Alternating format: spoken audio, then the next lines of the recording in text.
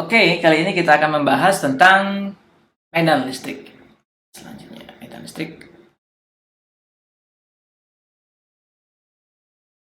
Ya, jadi pada pembahasan sebelumnya kita sudah membahas tentang gaya listrik antar dua partikel bermuatan listrik.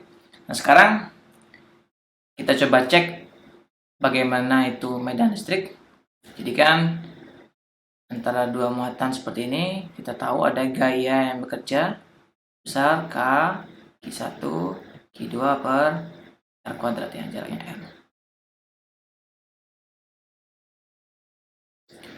Oke, jadi tapi bagaimana bisa muncul F ini?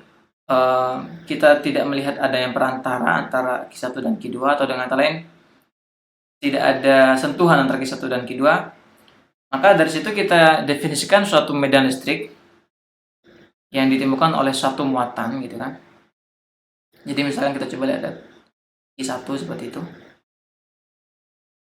Q1 ini akan memunculkan medan listrik di sekitar dia, yang mana kalau misalkan saya letakkan Q2 di sini, misalkan seperti itu, maka Q2 ini akan merasakan gaya listrik sebesar F. Misalkan dia, kita asumsikan awalnya mereka sejenis, dia gaya ke sana, misalkan seperti itu. Jadi kalau kita letakkan muatan lain di sekitar Q1, maka muatan itu juga akan merasakan gaya listrik oleh, dikarenakan adanya medan listrik oleh Q1 ya. 1,3 seperti itu. Jadi dari ilustrasi ini kita akan mendefinisikan medan listrik didefinisikan sebagai gaya listrik yang dialami atau gaya listrik yang akan muncul ketika kita meletakkan muatan listrik tiap satu kulomnya seperti apa. Gitu ya. Jadi kalau misalkan saya tulis rumus, saya rumuskan dalam bentuk lainnya, jadi kita akan dapatkan F sama dengan E kali Q seperti itu ya. Jadi jika ada medan listrik E di titik sini, misalkan ada E, kalau kita letakkan Q2 maka muncul F12 gitu. Jadi F12 ini sama dengan E kali 2. E1 itu oleh medan 1 mengenai muatan 2.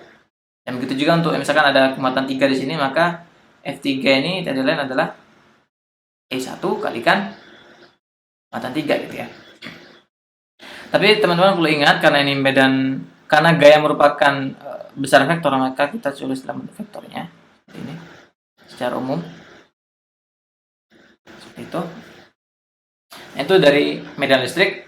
Jadi bagaimana kita menentukan gaya listrik pada suatu partikel bermuatan? Kita bisa menggunakan konsep medan listrik ya, tanpa langsung menuliskan bentuk seperti ini. Cukup kita gunakan konsep medan listrik seperti ini.